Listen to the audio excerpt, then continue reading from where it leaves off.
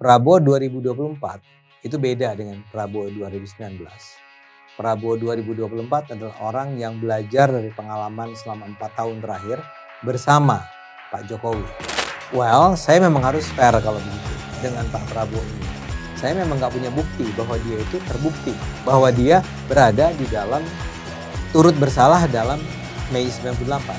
Peluang kemungkinan bahwa Ganjar itu tidak akan menjadi dirinya dan akan dikuasai oleh PDIP, dan PDIP itu terkenal sebagai sebuah partai yang nggak bersih, itu jauh lebih real, jauh lebih mengancam. Kalau Anies kan udah selesai buat saya, itu nggak usah kita bicarakan.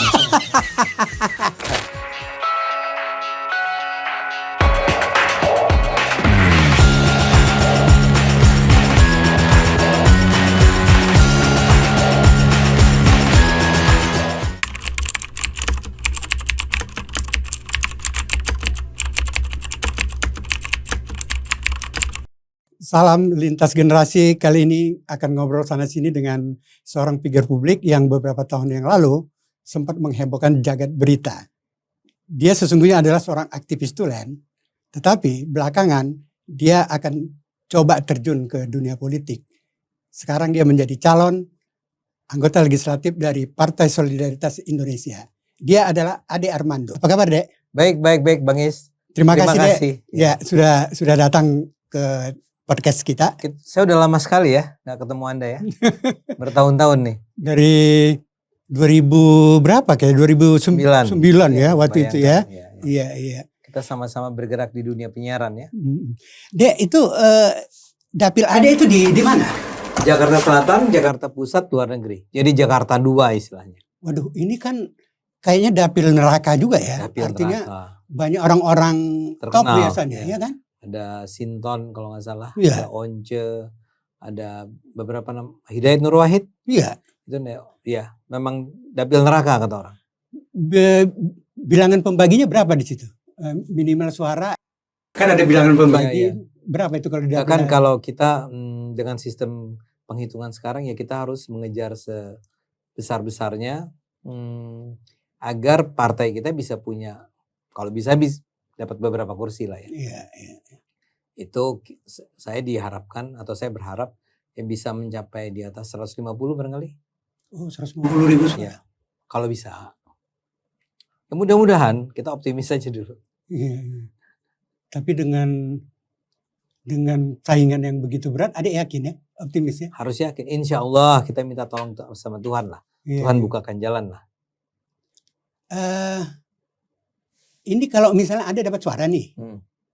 Ini kan PSI sudah pernah di 2019 dia tidak bisa mencapai parlemen threshold. Threshold 4%. Kenapa Adek memilih Partai Solidaritas Indonesia?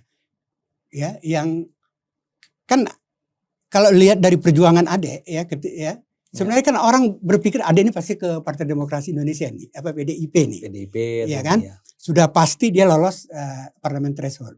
Nanti Ade ini misalnya dapat suara nih di dapil, tiba-tiba partainya nggak lolos deh, coba.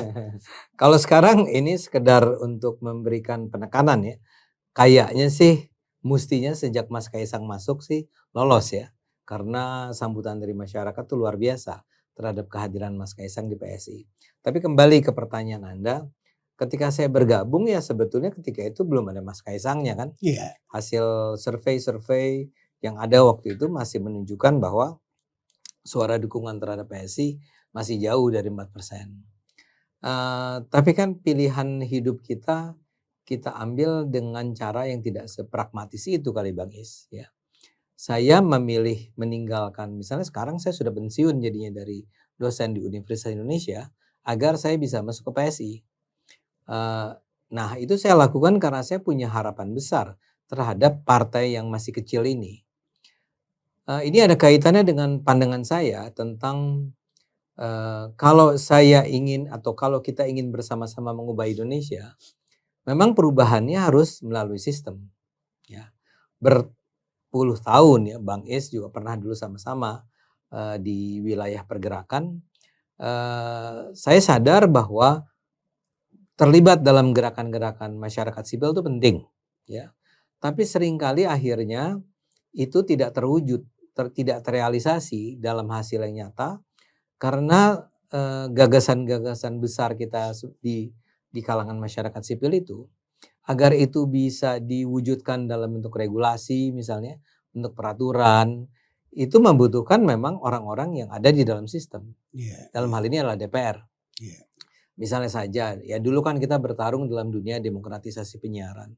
Kita sadar betul bahwa pada akhirnya, walaupun undang-undang penyiaran yang dulu barangkali bagus, ideal ya, tapi akhirnya nggak jalan. Iya. Karena tidak ada pengawasan, tidak ada kontrol dari orang-orang yang sebetulnya punya otoritas, yaitu misalnya orang-orang yang duduk di DPR atau orang-orang yang duduk di pemerintahan.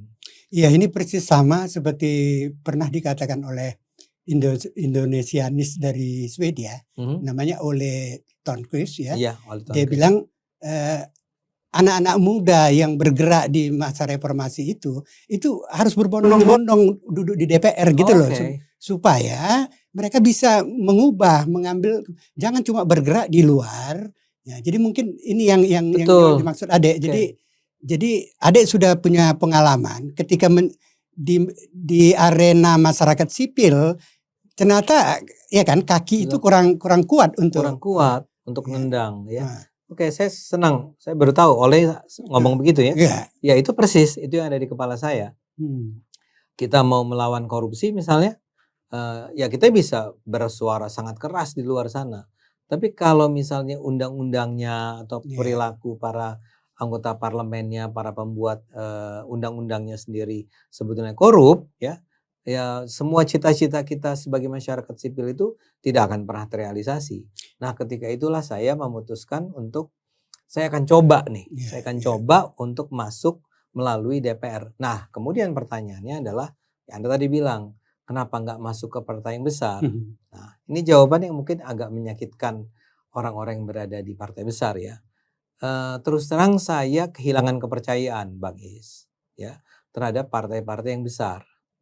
Berpuluh-puluh tahun mereka berada di sana dan apa yang terjadi adalah seperti apa yang dikatakan oleh Pak Mahfud. Kata Pak Mahfud kan begini, orang selevel kalau nggak salah malaikat atau nabi dia bilang ya.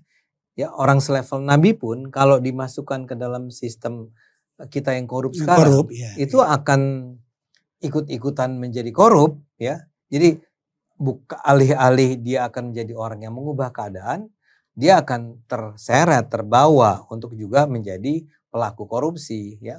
Karena sistemnya dari pengetahuan saya selama ini memang sudah sedemikian korup dan sistem yang korup itu menular kepada orang-orang yang masuk ke dalamnya.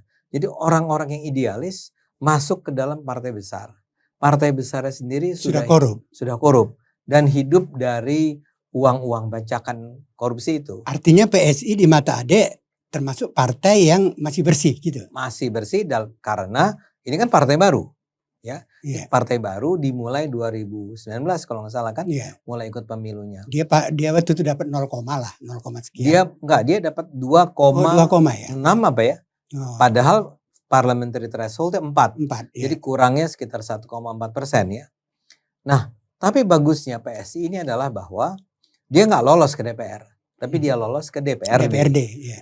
Di sejumlah DPRD di mana PSI berada, PSI itu memberi perubahan, membawa pembeda. Sebagai contoh di Jakarta kan, Ya, ya. dia masuk ke DPRD Jakarta cuma kalau nggak salah 7 orang di situ, tapi 7 orang itu menjadi 7 orang yang menggerakkan, yang mengubah, yang berani mengatakan tidak kan.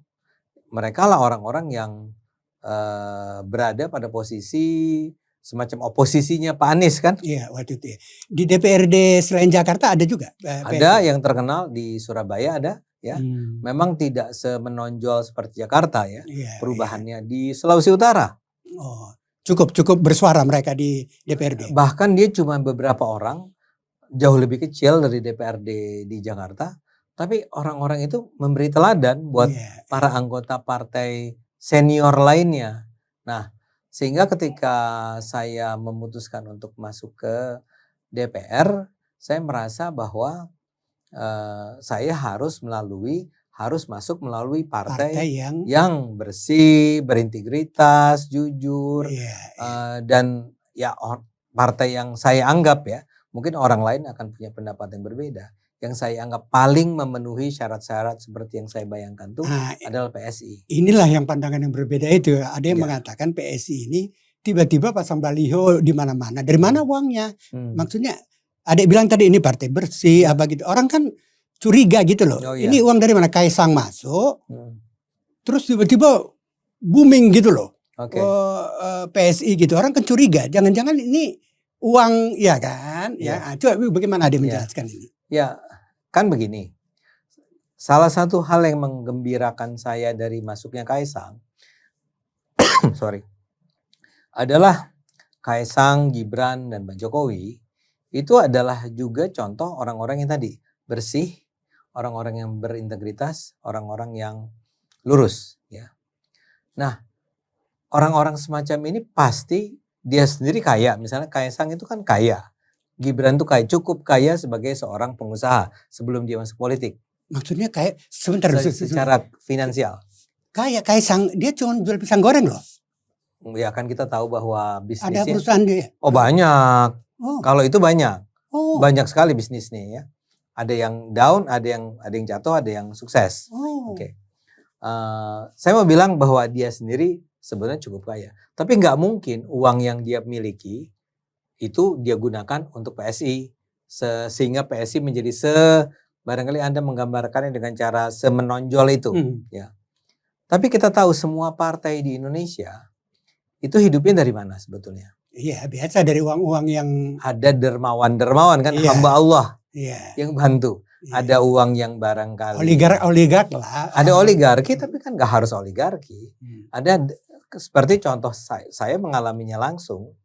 Ada orang yang bersimpati sama saya dan dia bilang apa yang bisa saya bantu untuk kampanye Anda ketika ya mengingat saya orang baru. Saya sendiri bingung kan apa yang bisa dibantu ya. Bagaimana kalau saya membuatkan baliho misalnya gitu. Bagaimana kalau saya membuatkan spanduk dan seterusnya. Bagaimana kalau saya membuatkan kaos ya. Ini bukan orang yang kaya raya dalam artian konglomerat seperti. Artinya nggak kemungkinan kickback minta balasan. Paling tidak sampai saat ini orang itu tidak pernah minta itu. Ketika teman-teman itu bilang di awal ya, saya akan bantu, sama sekali tidak pernah tercetus dari mulut mereka bahwa kalau nanti Anda membantu ya, kalau Anda nanti lolos, Anda harus melakukan ini. Nah, sekarang KPU juga punya mekanisme yang baik, yaitu bahwa setiap bantuan semacam itu ya itu harus dilaporkan ya, dan digunakan untuk apa harus dilaporkan. Jadi sebetulnya aturannya sih, regulasinya sih cukup baik ya, bahwa kemudian akan ada di sana sini praktek-praktek bantuan-bantuan kepada partai lain atau kepada pihak lain dengan cara-cara yang tidak memenuhi peraturan semacam itu, tentu aja mungkin sekali terjadi. Tapi kalau Anda ingin tanyakan tentang siapa yang akhirnya membiayai ini semua, ya saya akan bilang ini semacam kolektif crowdfunding lah istilahnya ya. Crowdfunding itu artinya fundingnya datangnya dari crowd. Nah, saya nggak bilang crowd itu adalah rakyat ya.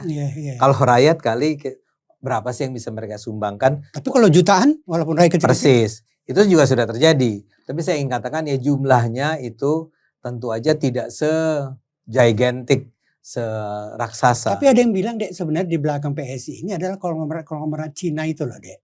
Yang ini sebenarnya ada mempelesetkan Partai Sino Indonesia. Sebenarnya partai Cina. Ya. Ini tidak ada kaitan dengan kita politik identitas, bukan ras. Ini kan realitas sosial, memang ada etnik Tionghoa. Mereka tidak mungkin membuat partai Tionghoa karena tidak akan laku. Sama seperti Partai Batak Indonesia tidak akan laku. Partai etnik nggak laku. Jadi mereka sebenarnya bikin partai Solidaritas Indonesia, sebenarnya itu partai mereka.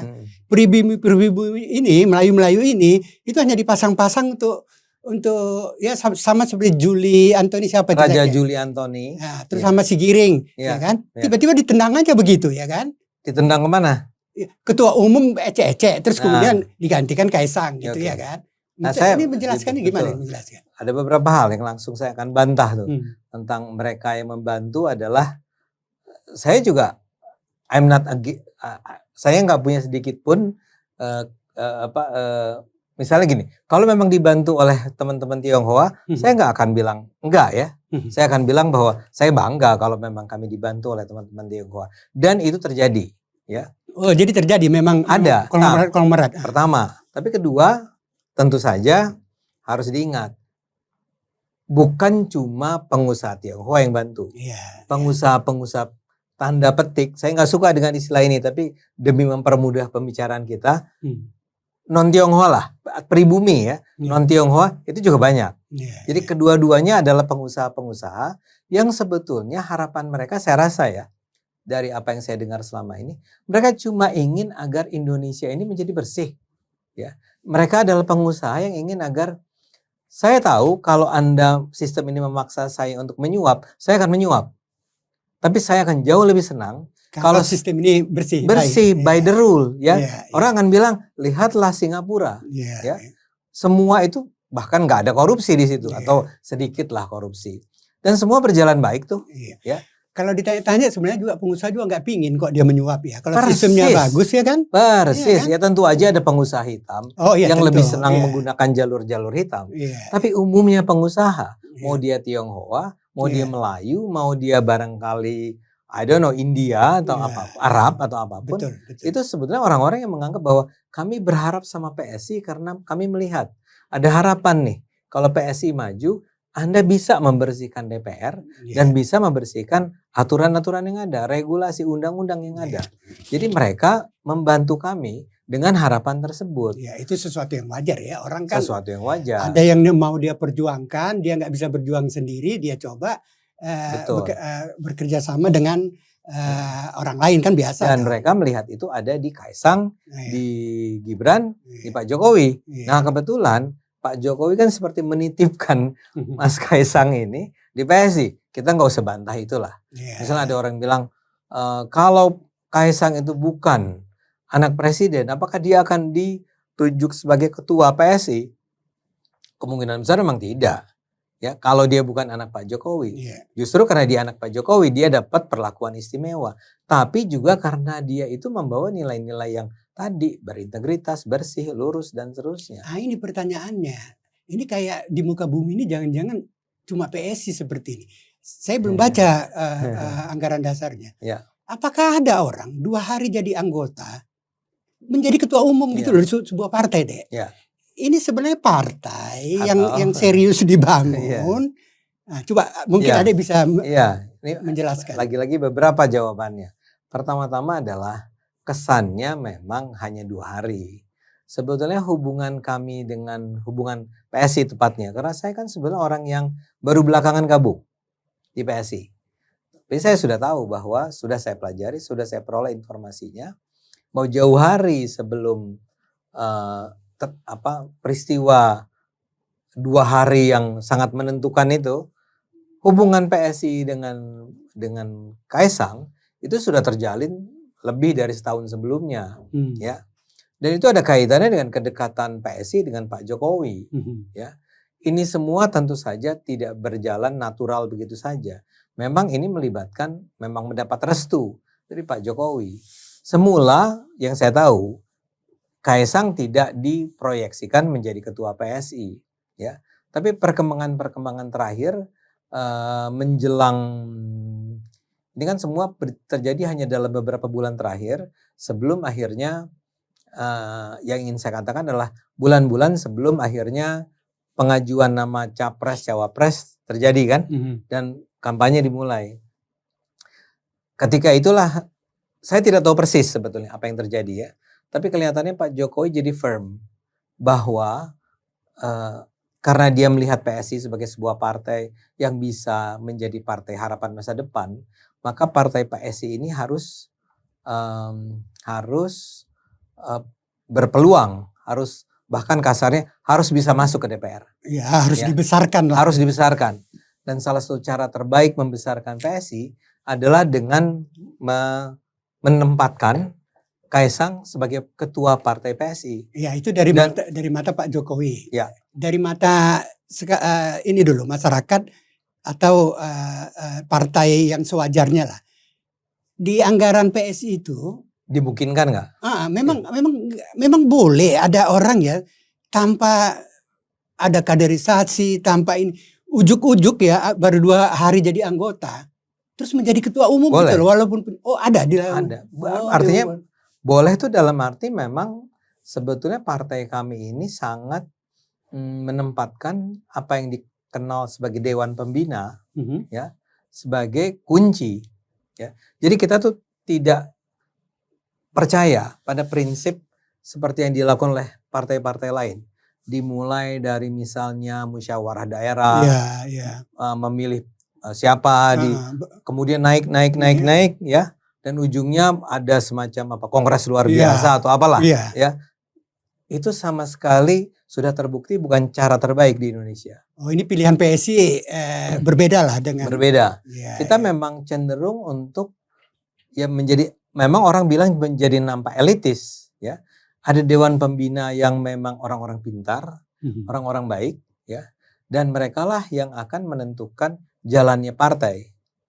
Tanpa mengabaikan aspirasi dari bawah tentunya. Tapi keputusan-keputusan terpenting itu datangnya dari dewan pembina ini ya. Jadi, dewan pembina ini siapa antara lain? Termasuk si Grace itu? Termasuk Grace, termasuk Raja Juli Antoni, termasuk Giring. Oh, Giring di Dewan Pembina. Di Dewan Pembina itu. Katanya ada Geoffrey. Orang nomor satunya namanya Jeffrey Giovanni. Ya kan? Itu kan orang yang sudah malang melintang di dunia perpolitikan dan beliau ini yang rupanya melihat bahwa sebetulnya cara yang tadi dikatakan seolah-olah demokratis dari bawah itu justru sangat mahal, sangat berbahaya. Orang saling menyogok, menyuap, memotong, pecah. Jadi belum tentu itu pilihan yang baik ya.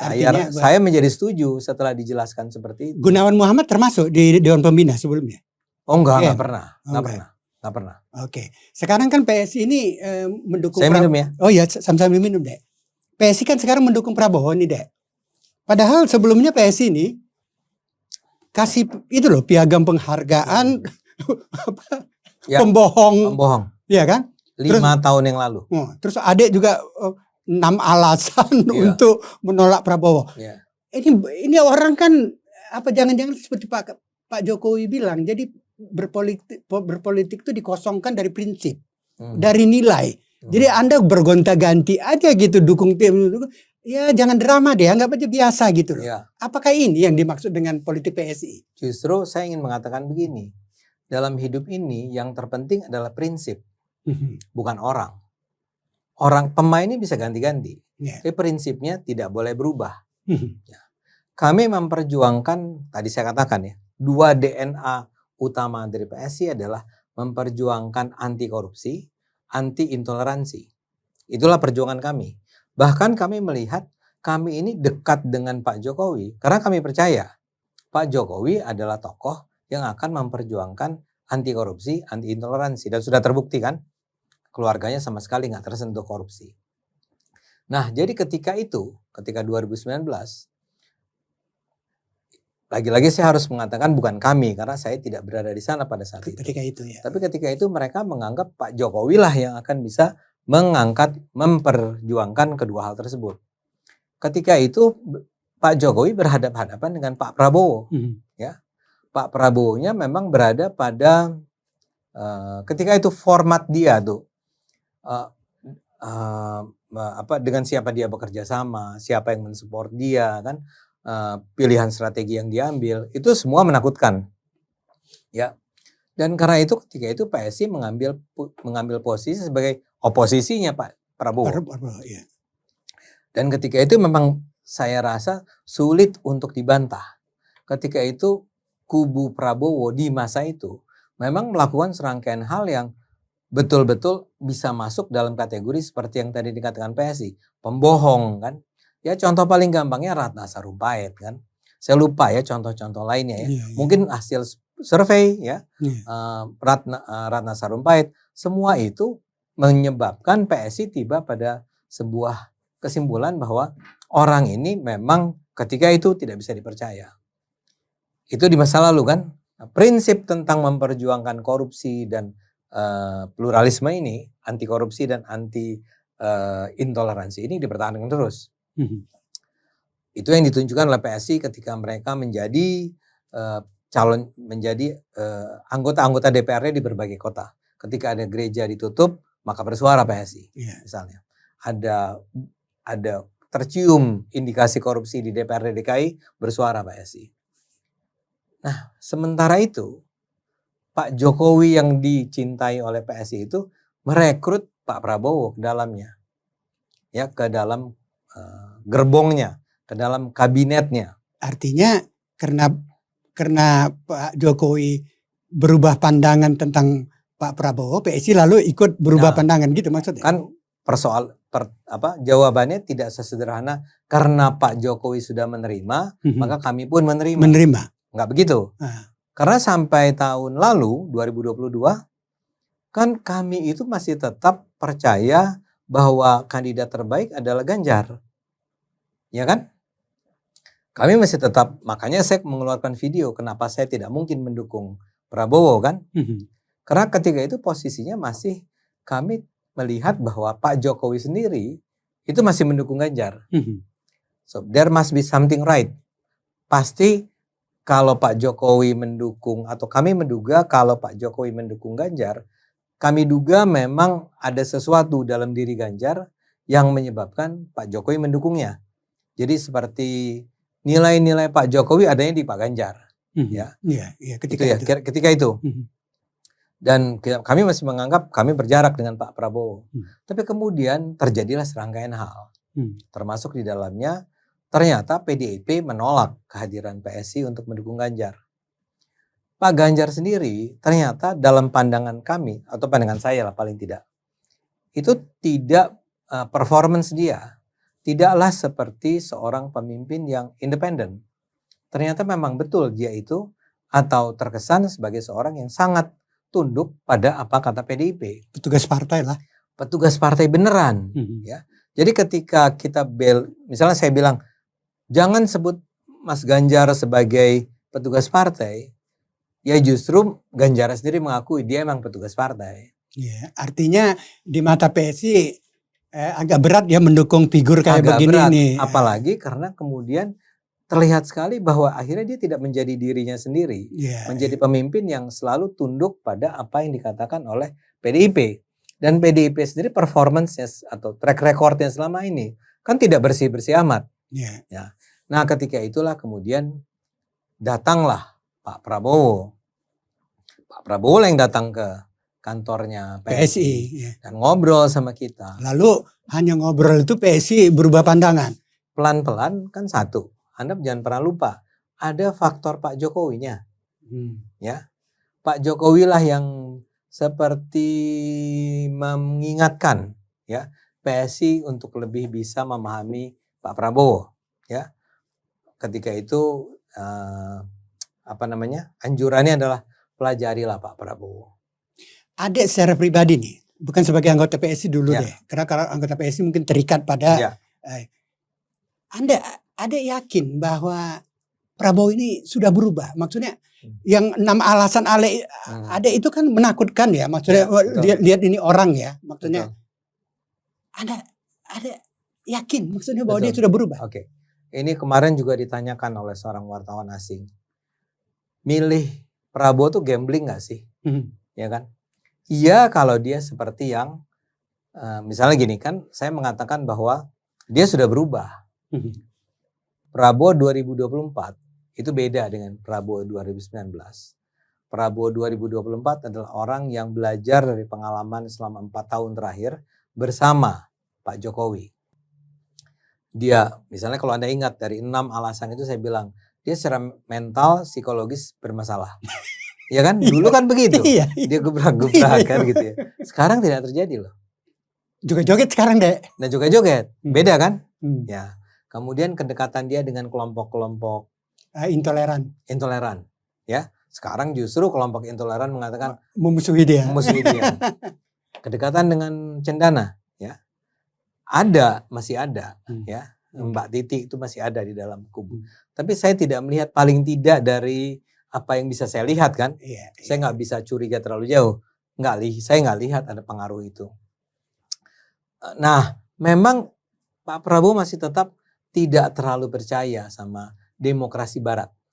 Kalau itu iya, Dia masih mengatakan, saya nggak tahu apakah Indonesia sudah cukup siap dengan demokrasi yang bebas, yang liberal dan seterusnya. Kalau itu iya, itu nggak usah kita bantah. Artinya masih ada sisa-sisa pandangan Orde Baru ya? Masih ada. Walaupun kemudian justru yang menarik ini Bang Is. Saya sendiri memang mulai melihat bahwa kelihatannya mungkin selama ini kepercayaan kita terhadap, kita kan dulu demokrasi yang bebas beneran. Mungkin kita memang terlalu optimistis. Iya. Mungkin ya. Sehingga saya sendiri yang mulai menimbang-nimbang. Nah, tapi yang terpenting adalah soal hak asasi manusia kan. Nah, dalam hal ini saya sekarang justru merasa bahwa gini, kalau dalam hal penculikan nggak bisa dibantah. Ya. Dan dia juga mengakui itu. Dan dia mengakui persis. Dan dia sudah menjalani pemeriksaan kan, Dewan Kehormatan kan. Dan karena itulah dia diberhentikan walaupun secara hormat kan. Dan karena itu dia kemudian pindah ke Yordania dan seterusnya. Tapi paling tidak begini.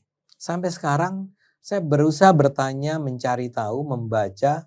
Memang tidak ketemu tuh informasi yang mengatakan bahwa kan yang 9 balik nih Bang. Yang diculik nih.